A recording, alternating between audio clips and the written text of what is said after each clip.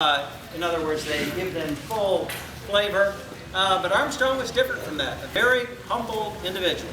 Just kind of knew his place and wasn't going to, cover himself up like some are prone to do. And the best example of that is that after the lunar landing, we come back to Earth, and after spending 21 days in an isolation chamber to prove that there are no irritating microbes on the surface of the moon that are now on our bodies, we are free to go, and NASA sends us out on a goodwill tour around the countries of the world, presenting moon rocks to princes and kings and prime ministers, heads of state, and the astronauts. You all are going to be treated like absolute royalty.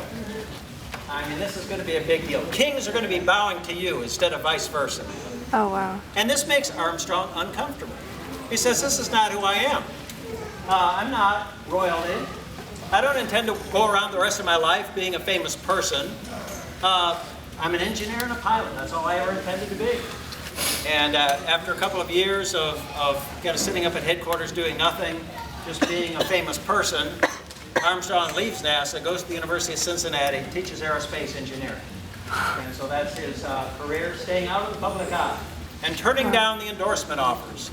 Because people would come to him with endorsement offers like you would any famous person or athlete. And Armstrong would say, well, when I walked on the moon, I was a NASA employee. They paid me a salary.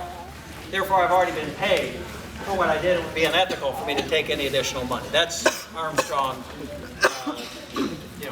the man.